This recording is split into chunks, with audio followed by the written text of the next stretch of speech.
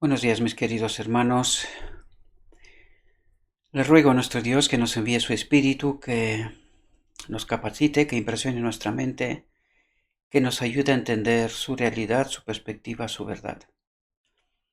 Hoy, mis queridos hermanos, vamos a profundizar en el misterio de la piedad. Hoy tenemos un texto difícil, pero revelador al mismo tiempo. Vamos a tratar de entender realidades que se nos han escapado, ¿verdad?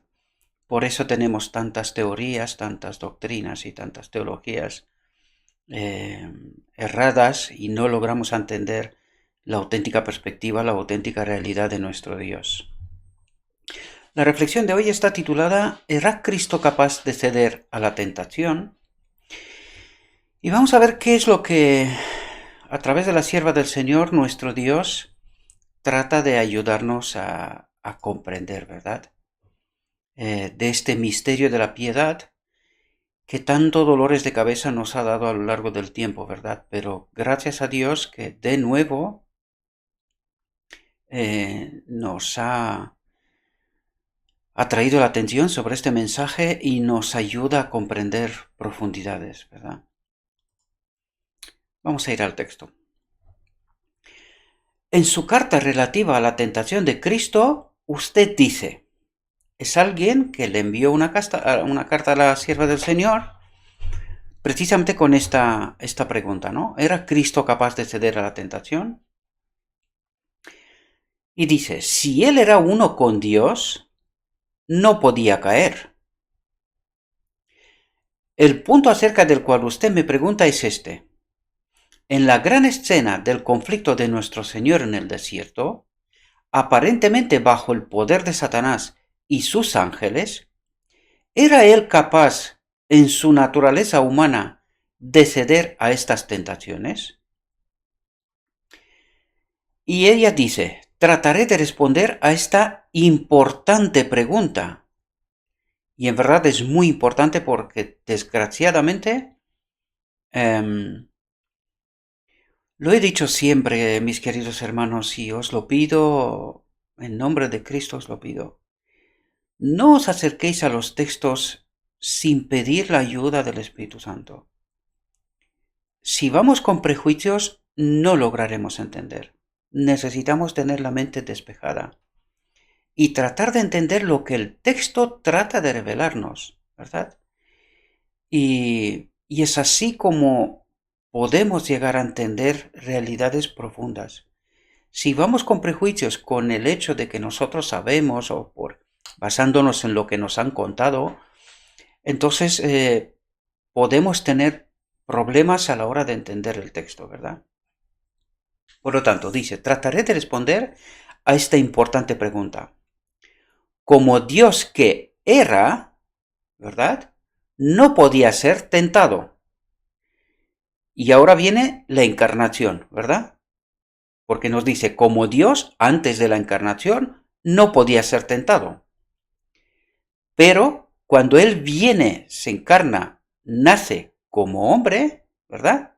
Y ahora viene y dice, pero como hombre podía serlo y con mucha fuerza, y podía ceder a las tentaciones.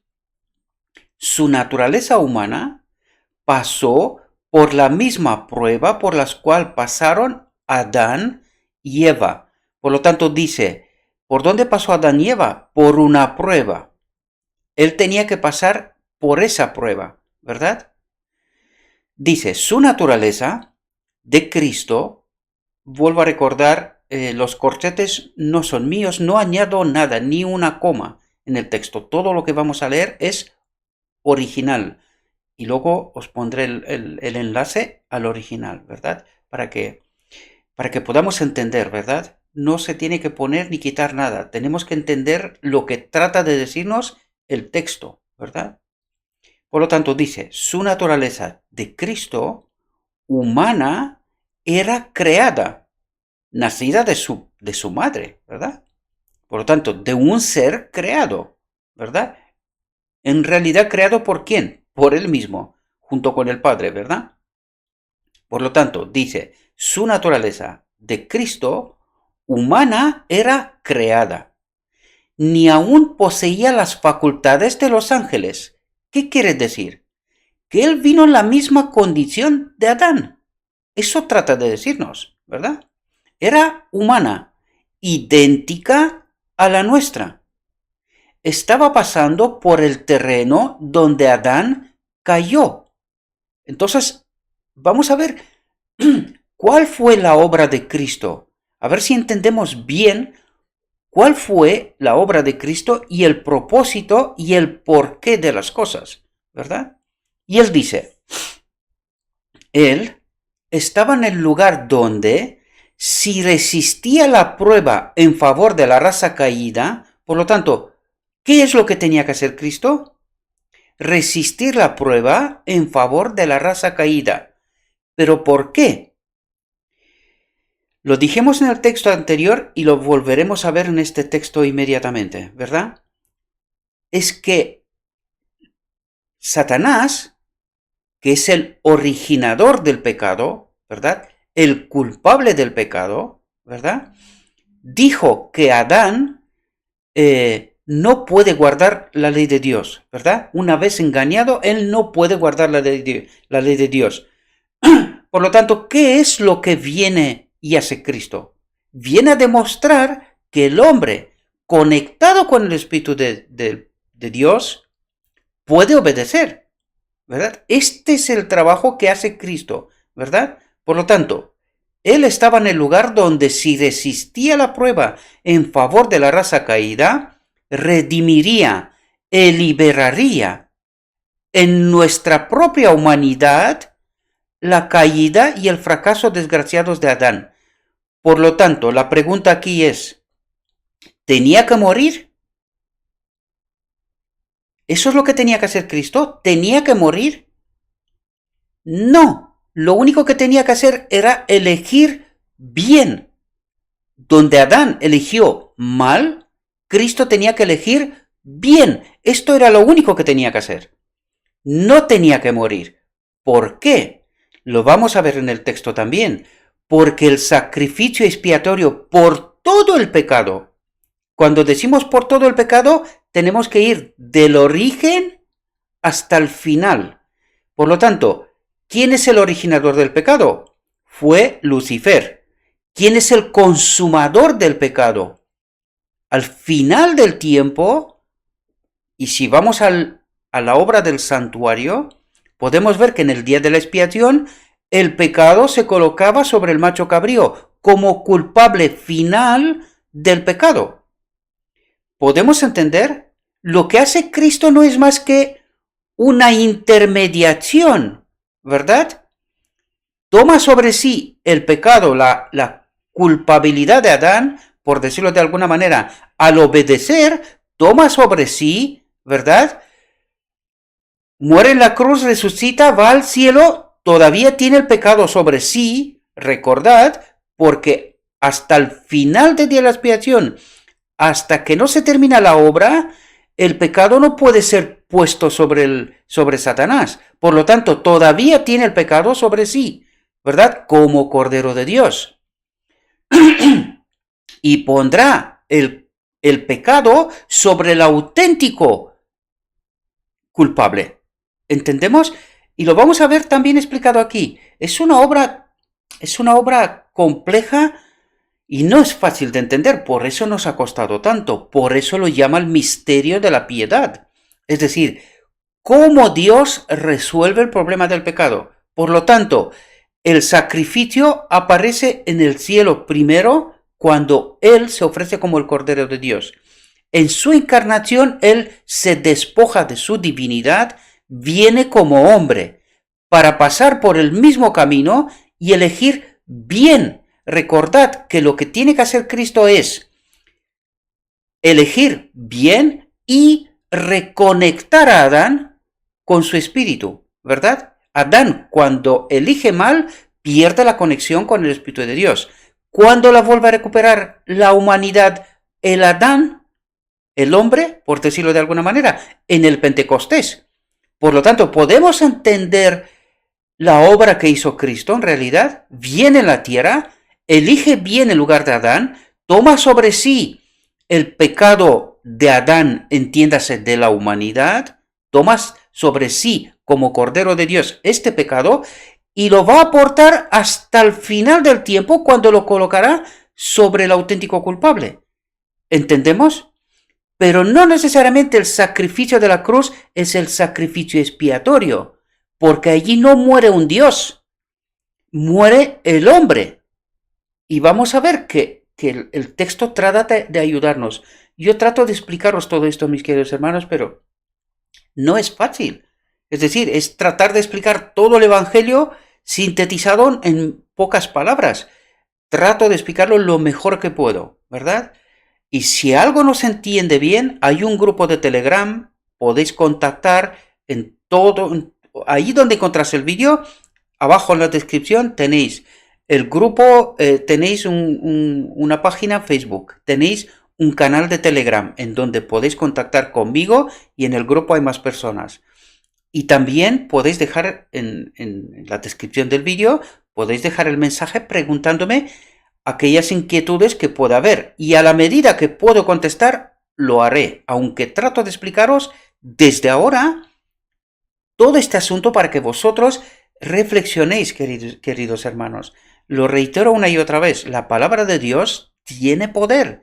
Es decir, es el poder que nos ayuda a entender la verdad, siempre y cuando vamos, en oración y pedir el Espíritu de Dios para que nos ayude a entender este asunto. No es un asunto fácil, pero llegó la hora de que lo volvamos a entender, ¿verdad?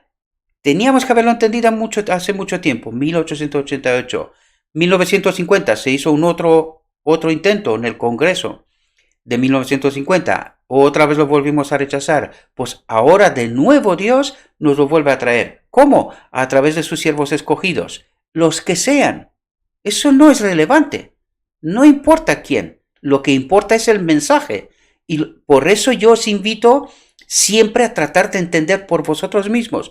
Captad las ideas de aquí, el planteamiento, pero una vez que entendéis esas ideas, ir a los textos y tratar de entender por vosotros mismos, porque tenemos esa capacidad todos de entender la auténtica realidad, ¿verdad? Por lo tanto, él estaba en el lugar donde si resistía la prueba en favor de la raza caída, redimiría y liberaría, que esto significa, ¿verdad?, en nuestra propia humanidad, es decir, un hombre libera a toda la humanidad de la caída y el fracaso desgraciado de Adán. Y vais a ver por qué, porque ahora viene y nos habla de cuál era la acusación, cuál era la afirmación, por qué tenía que hacer Cristo esto, ¿verdad? Si en el cielo se ha hecho el sacrificio para la expiación, ¿verdad? Y ahora viene y nos explica quién era Cristo, ¿verdad? Cristo tenía un cuerpo humano y una mente humana. Era un ser humano, ¿entendéis? Él tenía un cuerpo humano y una mente humana. Él era hueso de nuestro hueso y carne de nuestra carne. Estuvo sujeto a la pobreza desde el mismo momento en que entró en el mundo. Estuvo bajo los chascos y las pruebas en su propio hogar entre sus hermanos. No estaba rodeado, como en las cortes celestiales, de caracteres puros y hermosos. Estuvo rodeado de dificultades, es decir, vivió como todos nosotros, en las mismas condiciones, ¿verdad? Y ahora, atentos otra vez. Vino a nuestro mundo a mantener un carácter puro e impecable. ¿Por qué vino a nuestro mundo? Para liberar a Adán de su fracaso, de su error, ¿verdad? Él vino a mantener un carácter puro e impecable. ¿Por qué? Fijaos lo que dice aquí. Y a refutar la mentira de Satanás de que no era posible que los seres humanos guardaran la ley de Dios. ¿Por qué? Porque Cristo, cuando viene y por su vida de obediencia, vuelve a conectar la humanidad con el espíritu que se desconectó en Edén, ¿verdad? Con Adán. Y eso es lo que ocurre en Pentecostés en realidad, ¿verdad? Una vez que Cristo viene y mantiene un carácter puro e impecable, obedece a Dios en todo momento, ¿verdad? Con su vida impecable, redime y libera a Adán de su error. Eso es lo que trata de hacer Cristo, ¿verdad? Y de esta manera reconectarnos con su espíritu para que el hombre pueda guardar la ley de Dios. ¿Entendéis? Y eso es lo que viene a hacer Cristo en realidad. Por eso, vuelvo a leer otra vez, vino a nuestro mundo a mantener un carácter puro e impecable y a refutar la mentira de Satanás de que no era posible que los seres humanos guardaran la ley de Dios, ¿verdad? Porque Él nos reconectó con su espíritu en realidad. Cristo vino a vivir la ley en su carácter humano, ¿verdad? A obedecer como un hombre. Exactamente de la misma manera en que todos pueden cumplirla en la naturaleza humana si hacen lo que hizo Cristo. ¿Y qué es lo que hizo Cristo? Eligió obedecer al Padre en todo momento. Nunca, nunca, por eso os dije yo, no vais a encontrar en los evangelios en ningún momento que Él hace algo para sí mismo. Nada, nada. Siempre, todo está centrado en obedecer al Padre, glorificar al Padre. ¿Entendéis? Y esta es la obra de Cristo, ¿verdad? Y con su vida demuestra lo que Satanás dijo que no es posible. Pues viene Cristo y demuestra, sí, el hombre puede guardar la ley de Dios. ¿Entendéis? De esta manera, él libera a Adán o la humanidad de su culpa, de su error. ¿Podemos entender? Y él va incluso hasta la muerte, es decir, él obedece porque tenemos que entender que la presión del enemigo de Dios y de todos sus ángeles fue sobre Cristo en todo momento. ¿Con qué propósito? Hacerlo fallar para que se mantenga esta acusación de que el hombre no puede guardar la ley de Dios, ¿verdad? Por lo tanto, ¿qué es lo que hace? Pone presión, ¿hasta qué punto? Hasta que lo mata. ¿Entendéis?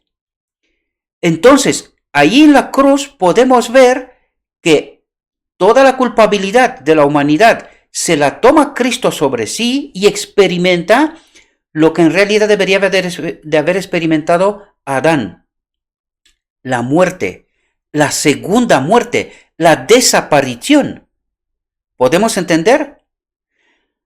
Aquí surgen algunas cuestiones, no las voy a tratar aquí porque sería divagar, no tengo textos para apoyarme, pero la pregunta es, si Cristo experimenta la segunda muerte, ¿por qué resucita? Porque de la segunda muerte no viene nadie. Una cuestión que yo tengo en mi mente es porque como el pecado de la humanidad está sobre él como sumo sacerdote, ¿verdad? Tiene que ir hasta el final del tiempo para colocar sobre el auténtico culpable el pecado, ¿verdad? Aparte que también tenemos que tener en cuenta, en realidad Cristo no debería de morir él por sí mismo, ¿verdad? No tiene ninguna culpa, él vivió intachable, simplemente hizo una obra de intermediación, de sustitución en este caso. Él experimenta lo que tenía que haber experimentado Adán, ¿verdad? Pero luego Dios el Padre lo llama a la vida para seguir la obra hasta el final del tiempo, hasta que se termina todo, y luego ser glorificado como lo era inicialmente, porque en él no se ha encontrado pecado ni culpa, ¿verdad? Pero todo esto trato de explicarlo con todo lo que yo he entendido hasta ahora. Por eso, no olvidad, por eso lo llaman el misterio de la piedad, ¿verdad?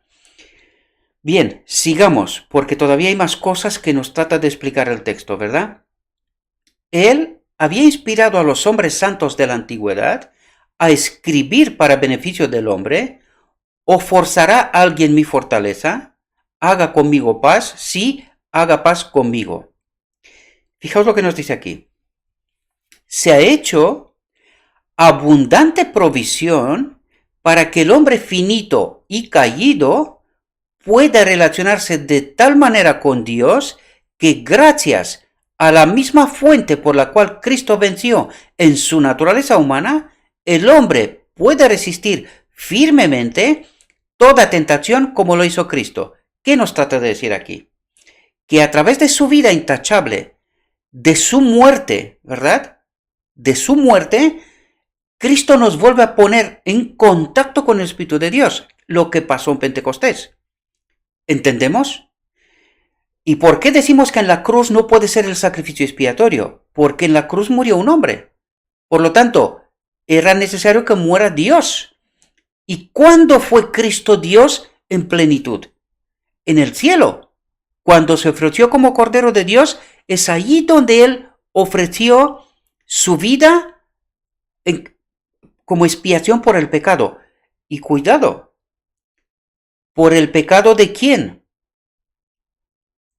Porque no era solamente por Adán. Adán no fue creado más que después, sino empezando por Lucifer. Este sacrificio era por el pecado si aparece en el universo, ¿verdad? Por lo tanto, le tenía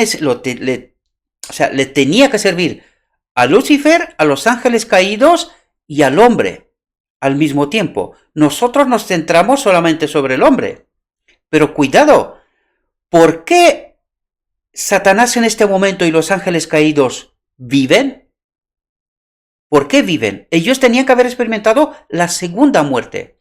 ¿Y por qué viven? Viven por gracia todavía. ¿En base a qué? Al sacrificio de Cristo. ¿Dónde? En el cielo. ¿Entendéis? Por eso estamos diciendo que el sacrificio para la expiación se produjo en el cielo, ¿verdad? Y que este sacrificio tenía que servir para el pecado, sea de quien sea, donde sea. Ahora, también hay otro detalle que es muy importante que lo tengamos en cuenta y lo hablaremos, ¿verdad?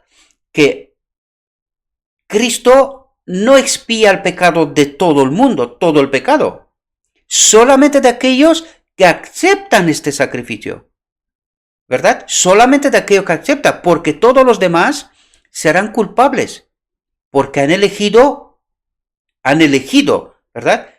A sabiendas el pecado, por lo tanto son culpables de él, morirán. Estos pecados no los expía Cristo.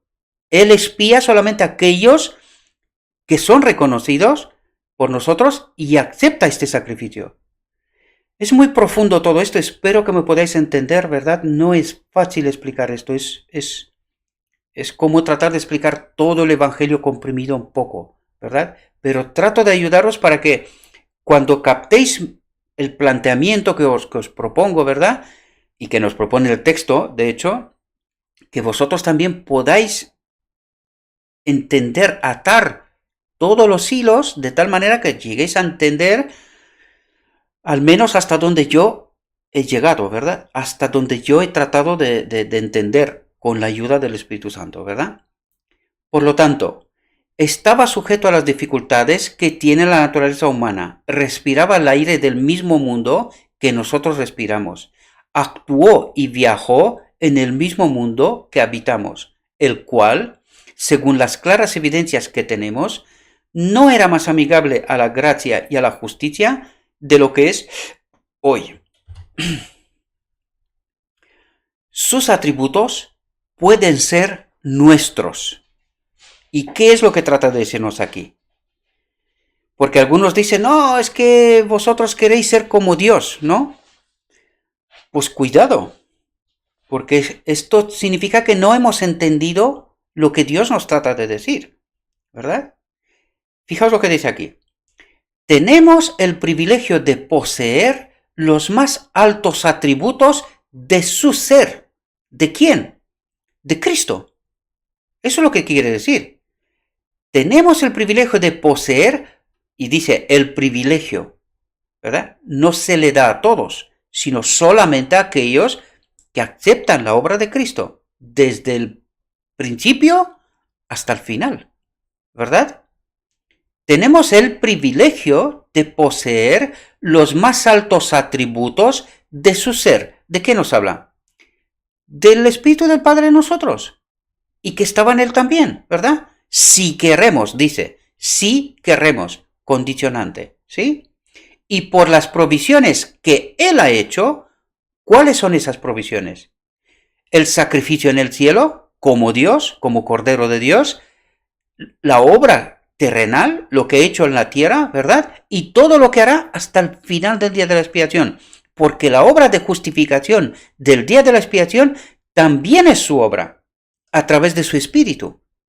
¿Entendéis? Por lo tanto, cuando estamos hablando de la expiación, estamos hablando de toda la obra de Cristo.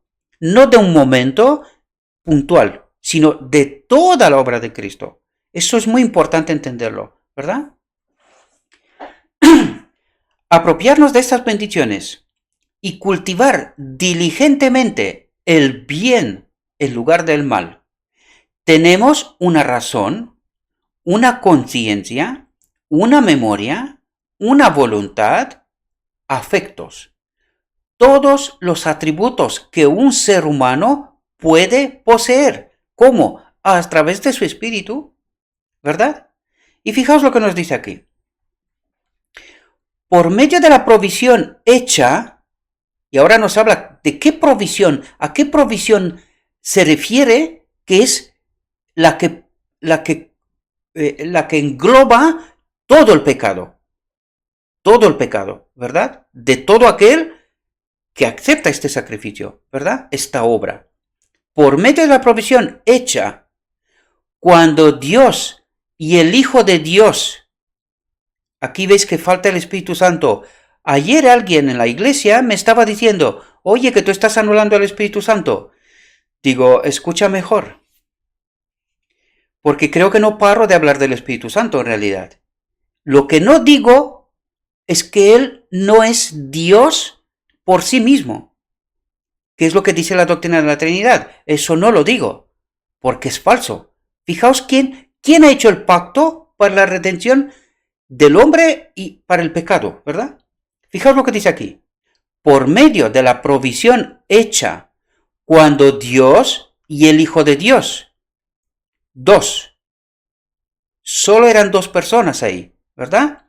Hicieron un pacto para rescatar al hombre de la esclavitud de Satanás. ¿Podemos entender? Se proporcionó toda facilidad necesaria para que la naturaleza humana llegara a estar unida con su divina naturaleza. Por lo tanto, ¿dónde se hizo el pacto?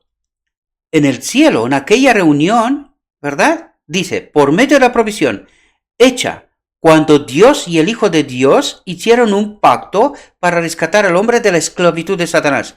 ¿Dónde se hizo este pacto? En el cielo, ¿verdad?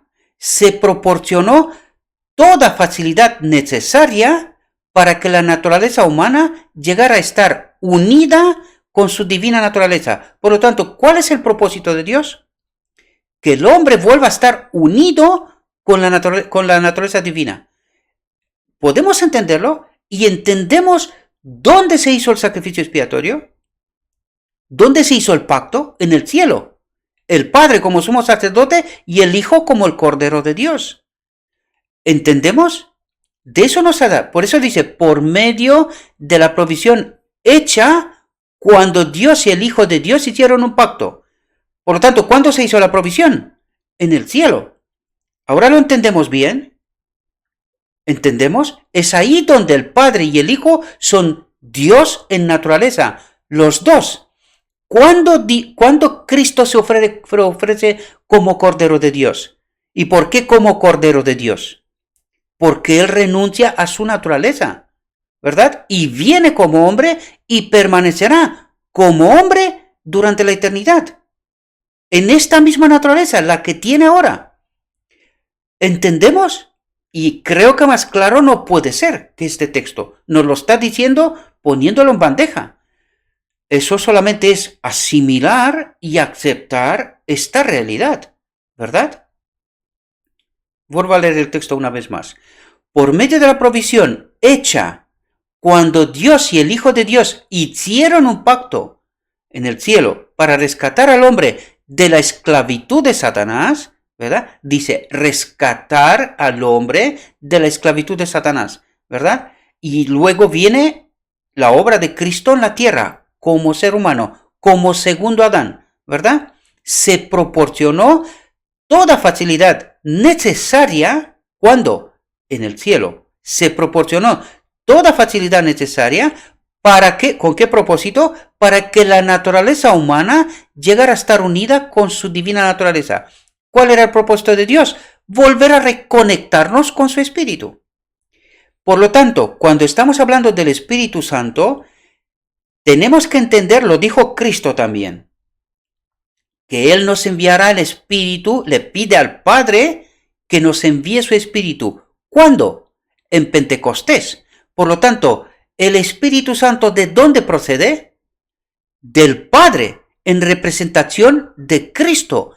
Ahora, para que al final del día de la expiación cerremos conectados con el Espíritu del Padre igual que Cristo. Por ahora es como ayudador, no está en su templo, ¿verdad? Que eso es lo que tratamos de explicar aquí, lo que ocurre al final del día de la expiación. Él volverá a habitar en nosotros, en su templo, como Adán en la creación. Ahora es como ayudador. ¿Y por qué como ayudador? Pues porque primero ese templo ha de ser purificado. ¿Entendéis? ¿Cómo ha de ser purificado? Pues tenemos que dejar de pecar. Tenemos que dejar de elegir mal en el fondo, ¿verdad? ¿Y cómo se hace esto? Con la educación de nuestra mente, ¿verdad? Es esta obra hasta el sellamiento. Una vez que somos sellados, pasamos un pequeño tiempo de prueba y luego se da el decreto divino y el Espíritu del Padre vuelve a habitar este templo purificado ya, ¿verdad? Purificado y probado, ¿verdad? Esta es toda la obra, queridos. No es tan complicado, es sencillo si lo entiendes bien. Pero claro, si no lo entiendes bien, si no tienes la ayuda del Espíritu Santo, no lo entiendes, ¿verdad? Te vas por todos los derroteros posibles porque esta es la obra que hace el otro enemigo, ¿verdad? Liarnos, marearnos continuamente. Espero que me habéis entendido lo que he tratado de explicaros hasta este momento. Id para atrás con los otros vídeos también y debéis de entender lo que trata de explicarnos, ¿verdad? Porque aquí está el misterio de la piedad. Más de lo que tenemos aquí no vamos a averiguar, os lo aseguro. Más de lo que se nos ha explicado en estas últimas reflexiones no vamos a tener, ¿verdad? Por lo tanto, tratad de entender lo que el texto nos trata de decir, no a mí. No, podéis apoyaros el planteamiento que yo os propongo, pero vosotros ir al texto y tratad de entender por vosotros mismos qué es lo que nos quiere transmitir Dios, ¿verdad? Para comprender su auténtica realidad, ¿verdad? Y dejar de estar engañados, ¿sí? En una naturaleza tal, nuestro Señor fue tentado, tal como la de Adán, ¿verdad? Él pudo haber cedido a las sugestiones mentirosas de Satanás como lo hizo Adán, pero debemos adorar y glorificar al Cordero de Dios porque no cedió ni en un solo ápice ni en los más mínimo. Y aquí podemos ver por qué nos manda siempre a la cruz. Para entender cuál es el camino que ha recorrido Cristo, con qué poder ha podido hacer lo que ha hecho y que nosotros lo hagamos igual. Eso es lo que trata de explicarnos una y otra vez el Evangelio. Copiemos al Maestro. ¿Cómo lo ha hecho? ¿Con qué poder? Pues de la misma manera podemos nosotros hacer igual, ¿verdad? Y vais a ver que Cristo no fue tentado por las cosas de este mundo porque Él nunca se centró en este mundo. Jamás Él se centró en la obra del Padre, en el plan del Padre, en la voluntad del Padre, siempre. Por eso a nosotros nos cuesta, porque nos gusta este mundo, ¿verdad? Ese es el asunto. El enemigo de Dios trata de hacernos pensar que esto es lo que hay, ¿verdad? Pero que esto, ya os dije yo, esto es un espacio de tiempo que no refleja la realidad. La realidad de Dios es otra cosa. Recordad que la sierva de Dios en una de las visiones estuvo en el cielo y no quería volver. Y Dios le dijo, vuelve. Si tú no vuelves, de allí no sale nadie. No me van a entender, no me van a escuchar. Necesitas hablar lo que yo te digo. ¿Entendemos la realidad? Por lo tanto, ¿cómo es el otro mundo? El mundo de Dios. Nada que ver con este mundo, nada que ver. ¿Entendemos? Por lo tanto, despojémonos de esta realidad engañosa. Esto es solamente un espacio de tiempo que es destinado al fuego. Dios tiene que purificar su santuario, su universo. Este es el santuario, su universo. Esta tierra tiene que entrar en el orden del gobierno de Dios. Y es totalmente otra cosa de lo que nosotros percibimos hoy. Es diferente, ¿verdad? Por eso nos pide, despojaos de este mundo, dejad de elegir las cosas de este mundo. Porque si elegís las cosas de este mundo, no podéis entrar en el otro. No os va a gustar, aunque entréis, no os va a gustar, ¿verdad? Porque es diferente, mucho mejor. Ni siquiera dice que la mente nuestra no llega a comprender aquello, ¿verdad? Por lo tanto, confiemos plenamente en Dios. Eso es lo que se nos exige.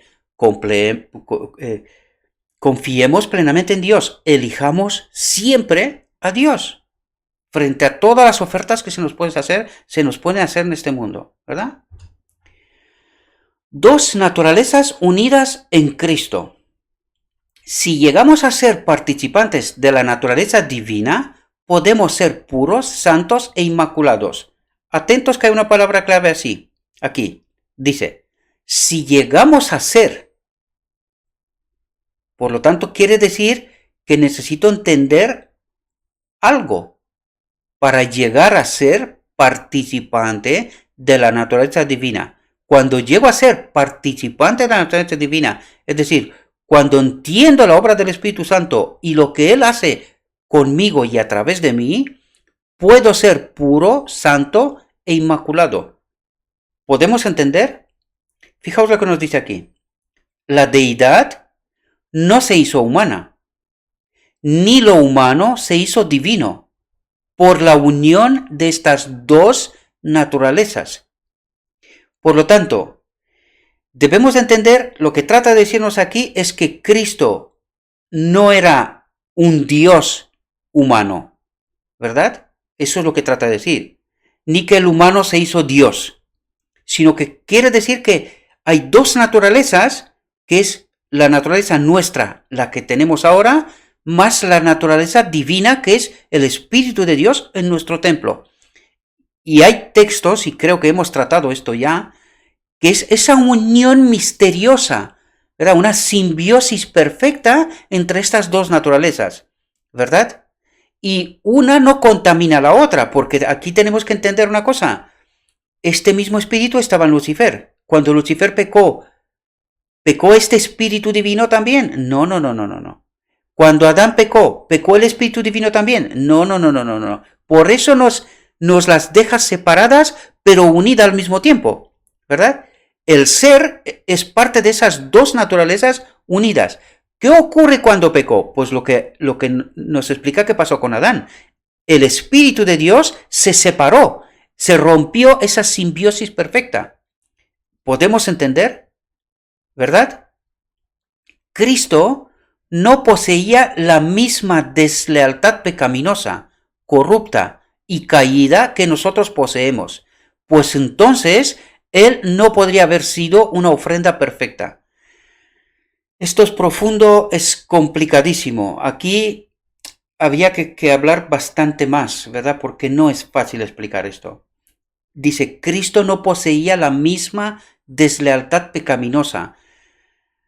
Es decir, sus decisiones no estaban como las nuestras, ¿verdad? Corrompidas de continuo al mal, ¿verdad? Porque en él habitaba el Espíritu de Dios, que lo ayudaba a tomar las decisiones correctas, cosa que nosotros no tenemos, a no ser que sí lo tenemos, ¿verdad? Hay que entender bien, podemos tenerlo si así lo queremos, y vivimos en conformidad en esas condiciones en las cuales el Espíritu de Dios puede obrar, ¿verdad? Pero aquí hay cosas que tocan muchos asuntos, no es fácil explicarlo, ¿verdad? Por lo tanto, os invito a la reflexión a todos, ¿verdad? Y yo seguiré también reflexionando sobre esto. Cristo no poseía la misma deslealtad pecaminosa, corrupta y caída que nosotros poseemos. Es decir, en él estaba el Espíritu del Padre, ¿verdad? Espíritu que nosotros también tenemos acceso a él, ¿verdad? Pues entonces Él no podía haber sido una ofrenda perfecta, es decir, hubiese sido pecador como cualquiera de nosotros, cosa que Cristo no fue. Él no pecó nunca, ¿verdad?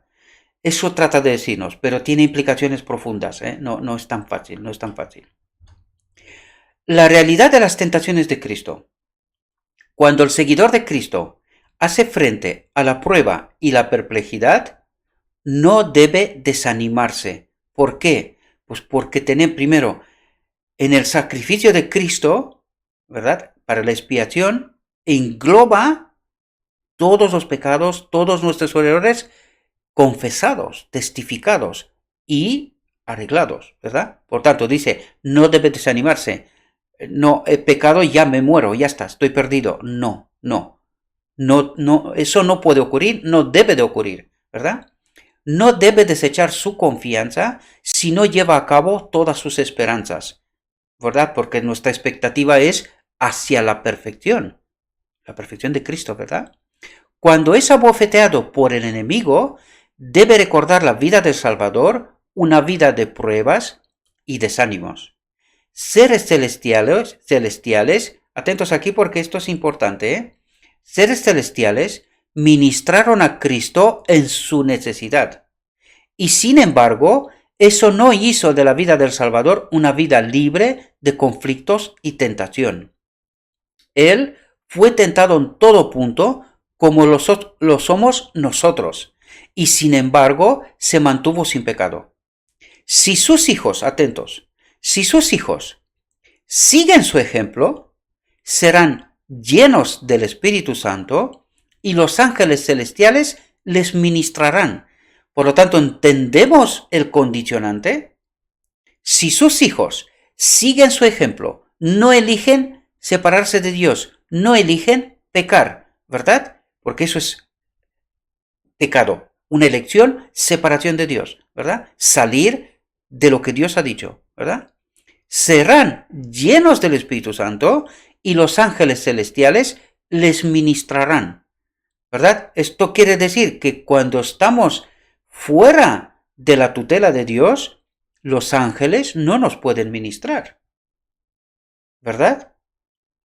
Debemos entender muy bien esos condicionantes, que yo creo que es precisamente uno de los grandes problemas que tenemos. No entender en qué condición el Espíritu Santo y los ángeles de Dios pueden obrar en ayudarme, en darme poder, en ser victorioso, ¿verdad? Este es uno de los puntos que no hemos entendido bien y por eso estamos como estamos, ¿verdad? Las tentaciones a las cuales fue sometido Cristo eran una terrible realidad. Como persona libre, Él fue puesto a prueba, con libertad para ceder a las tentaciones de Satanás y obrar en desacuerdo con los propósitos de Dios. Por lo tanto, ¿entendemos lo que significa estar en la voluntad de Dios? Obedecer a Dios. No elegir fuera de lo que Dios ha dicho, ¿verdad? Hacer lo contrario de lo que Dios ha dicho, sino confiar en Él.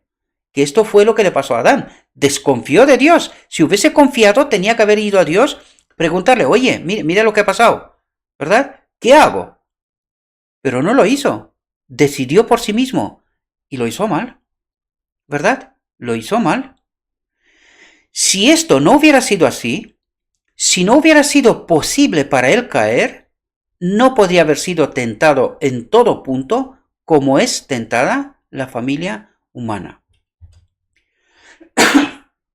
Las tentaciones de Cristo y los sufrimientos que tuvo a consecuencia de ellas estaban en proporción a su carácter elevado e impecable. Pero en todo momento de prueba, Jesús se dirigió a su Padre. ¿Entendéis lo que dije yo que tenía que haber hecho Adán? Y lo que tenemos que hacer también nosotros, ¿verdad? En cada oferta, en cada proposición que se nos hace, en cada tentación, tenemos que ir al Padre a través de Cristo, ¿verdad? Él resistió hasta la muerte. Por lo tanto, ¿entendéis lo que significa elegir a Dios? Resistió hasta la muerte. No cedió en ningún momento. nada, aún pagando con el precio de su vida, ¿verdad? Y así podemos entender qué pasó en la cruz. Dice, Él resistió hasta la muerte. ¿Quién lo tentó hasta matarlo? ¿Entendéis? Eso es lo que trata de decirnos. Él resistió hasta la muerte en la hora cuando el temor al fracaso moral era como el temor a la muerte, ¿verdad? Por lo tanto, el Cristo humano, fijaos lo que dice, en la hora cuando el temor al fracaso moral, a elegir mal, ¿verdad? Era como el temor a la muerte, porque sabía que esta elección y moriría definitivamente. Quedaría definitivamente separado de Dios, ¿verdad? La experiencia de Adán. Al postrarse en Getsemaní, aunque Adán todavía no ha quedado separado de todo de Dios, porque Adán volvió a elegir a Dios. Recordad que cuando fue echado del Edén, Adán volvió a las puertas del Edén pidiéndole a Dios que lo deje entrar. Es decir, este es arrepentimiento. Pero ya no era tan fácil, ¿verdad? Había que de cumplir una obra, todo lo que estamos tratando de entender aquí, ¿verdad? Al postrarse en Getsemaní, en su agonía de alma, gotas de sangre brotaron de sus poros y humedecieron la tierra. Oró con fuertes clamores y lágrimas, y fue oído por su miedo. ¿Entendemos lo que está diciendo? Cristo tuvo miedo. ¿Miedo de qué? ¿Entendemos lo que pasó en Getsemaní? ¿Por qué estaba orando? Que no quede separado del Padre. ¿Cuándo? Definitivamente, en la cruz. En la cruz él experimentó la segunda muerte, la que tenía que haber experimentado Adán. Es decir, toda la humanidad. Y por eso oró Cristo. Oró con fuertes clamores y lágrimas. Y fue oído por su miedo. Dios lo fortaleció como fortalecerá a todos los que se humillan a sí mismo y se arrojan alma, cuerpo y espíritu en las manos de un Dios que guarda el pacto. ¿Quién guarda el pacto? ¿Quién es el sumo sacerdote en última instancia? El Padre. Un Dios que guarda el pacto, ¿verdad? Sobre la cruz, Cristo conoció, como ningún otro, el terrible poder de las tentaciones de Satanás, porque experimentó la muerte, ¿verdad? La que nadie ha experimentado por ahora, ¿verdad? Y su corazón se derramó en piedad y perdón por el ladrón moribundo que había sido entrampado por el enemigo. ¿Entendéis lo que pasó en la cruz? Cristo entendió el miedo del ladrón y contestó a su petición, ¿verdad? Esto es muy profundo, de aquí hay muchas lecciones que extraer. Esto es maravilloso, mis queridos hermanos. Cuando llegáis a entender el Evangelio, no podemos más que derretirnos delante de la gracia, del amor que Dios nos tiene a cada uno de nosotros.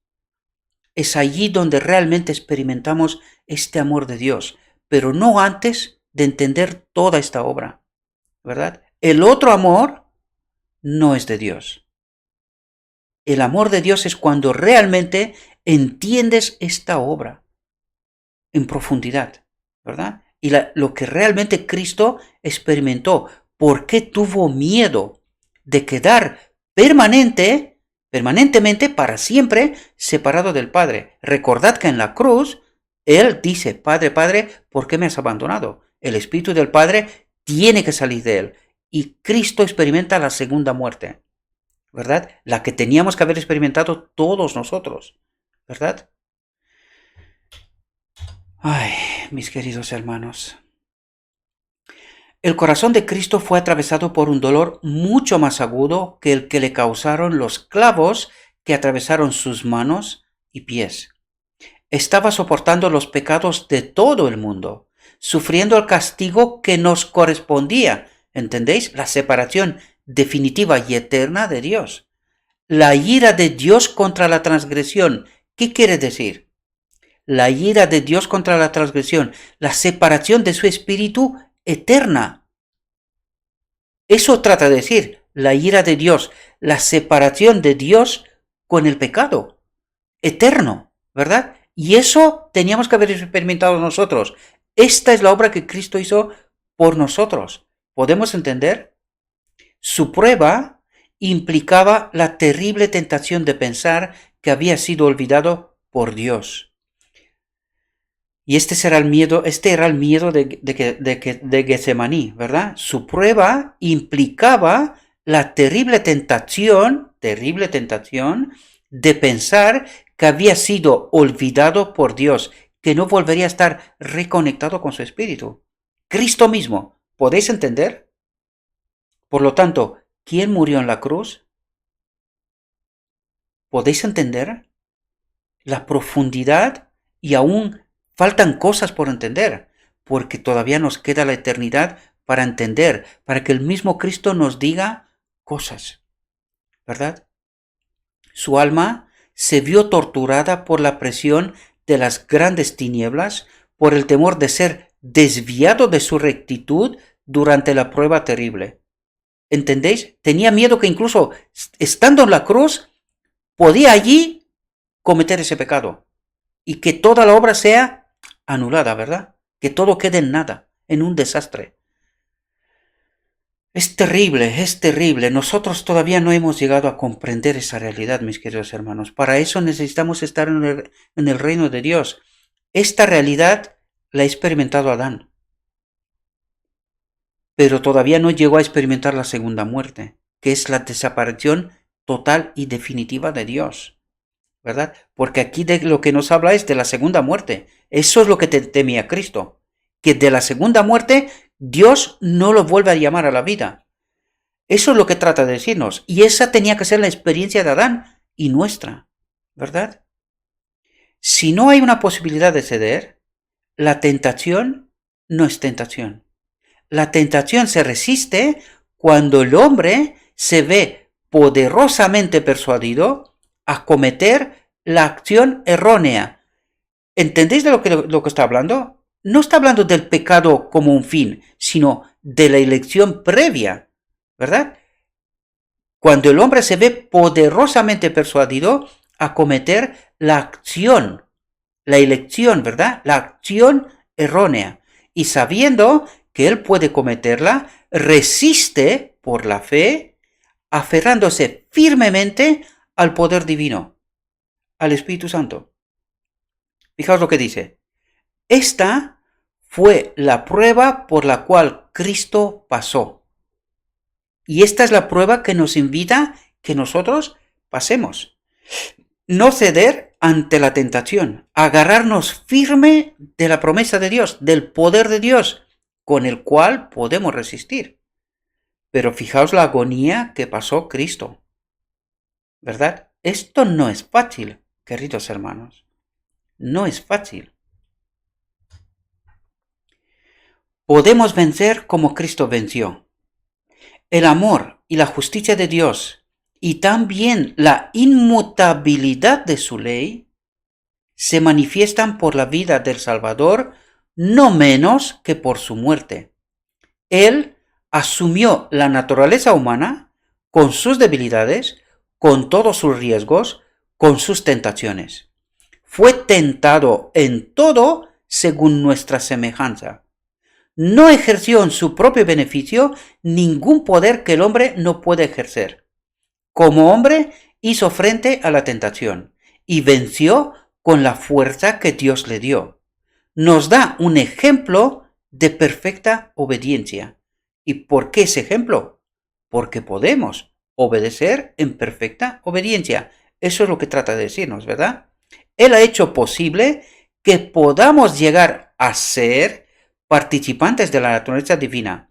Nos asegura que podemos vencer como Él venció. Su vida testificó de que en base a la ayuda del mismo poder divino que Cristo recibió, es posible que el hombre obedezca la ley de Dios. ¿Cuándo? Os dejo a vosotros contestar. Espero, mis queridos hermanos, que esta reflexión os ha podido ayudar. Os invito que reflexionéis sobre estos textos, porque es así como podemos asumir nosotros también esta magnífica obra de Cristo, ¿verdad? Y que podemos entender la perspectiva que Dios nos plantea, mis queridos hermanos. No la que nosotros nos imaginamos, no la que nosotros hemos creado, sino la que Dios nos plantea, ¿verdad? Y os deseo, mis queridos hermanos, que con oración, pidiendo el poder del Espíritu Santo, tratéis de entender estos mensajes, no lo que yo digo, lo que está escrito, mis queridos hermanos. Necesitáis entender por vosotros mismos esta obra. Es absolutamente imprescindible si queremos ser parte del remanente de Dios, de los 144.000, los que guardan los mandamientos de Dios y la fe de Jesús. Y ahora podemos entender cuál era la fe de Jesús. Su Espíritu del Padre, el Espíritu del Padre en él. Esta era la fe. Sabía que si el Espíritu del Padre estaba con él, él podía vencer. Esta era la fe de Jesús. Esta tiene que ser nuestra fe también, ¿verdad? Ahora podéis entender el texto del Apocalipsis 14:5, creo que es. Los que guardan los mandamientos de Dios y la fe de Jesús. Ahora podemos entender este texto con profundidad. Os deseo, mis queridos hermanos, que tengáis un próspero día y que en todo lo que os he dicho, os lo he dicho en nombre de Cristo Jesús. Amén.